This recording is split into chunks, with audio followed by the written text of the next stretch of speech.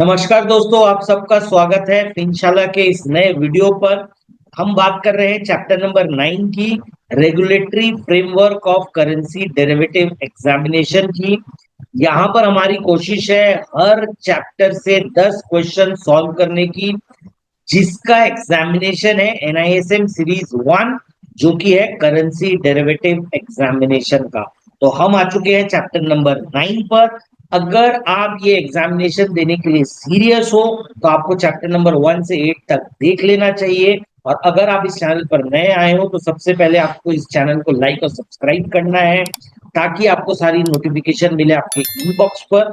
और अगर आप इक्विटी डेरिवेटिव और म्यूचुअल फंड डेरिवेटिव का एग्जामिनेशन भी देना चाहते हो तो उसके वीडियोस पहले से बने हुए हैं, उसकी सीरीज के, आप उसे रेफर कर सकते हो और एग्जामिनेशन को आसानी से पास करने की उम्मीद रख सकते हो। तो चलिए स्टार्ट करते हैं चैप्टर नंबर 9 का क्वेश्चन नंबर 1, जो कि है अ clearing member network after adjusting for initial margin and extreme loss margin requirement must be at least 50 lakhs at all point of time।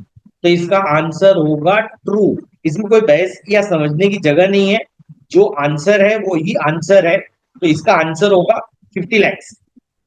यहां पर आप देखिए question number 2, who receives EOD report from all branches and dealers under the same trading member. तो एक चीज याद रखिए, एक हायरार्की होती है। ट्रेडिंग मेंबर के अंडर में होगा कॉर्पोरेट मैनेजर, कॉर्पोरेट मैनेजर के अंडर में होगा ब्रांच मैनेजर या ब्रांच आप कह सकते हो, और इसके अंडर में होगा डीलर। तो ये आपकी हायरार्की है।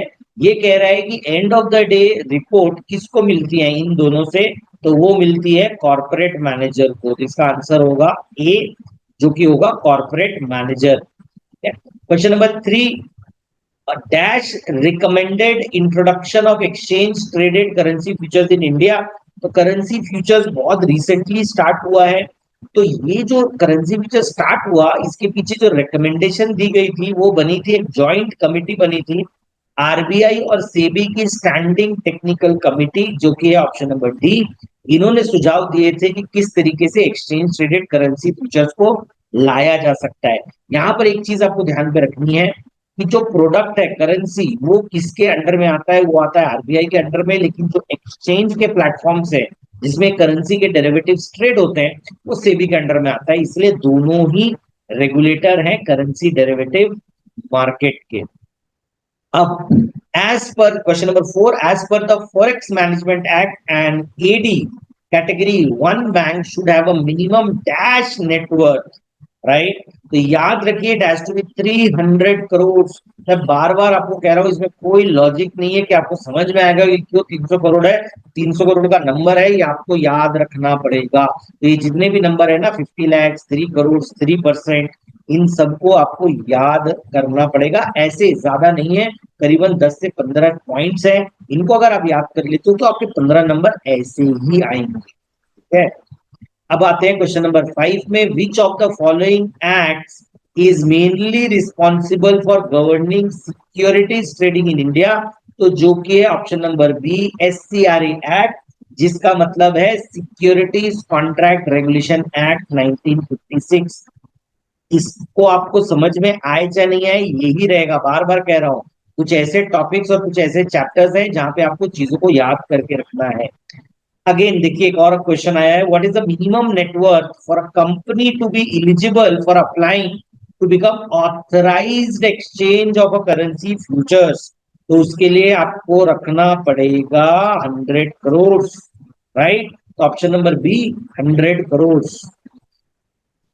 चलिए अब आते हैं क्वेश्चन नंबर 7 पे, one of the key difference in OTC and exchange traded USD INR currency option market is. यहां पर किसकी बात हो रही है, ओटीसी की, और जो यूएसडी आईएनआर का ऑप्शन ट्रेड होता है वो। तो यहां पर ऑप्शन आंसर है बोथ बी एंड सी। अब बी और सी क्या कह रहा है, requirement of proof of underlying FX transaction, ये आपको लगता है ओटीसी में। मार्केट टाइमिंग डिफर करती है ओटीसी की और एक्सचेंज ट्रेडेड की। तो ये दोनों ही जगह ये डिफर करते हैं, तो इसका आंसर होगा both A, B and C.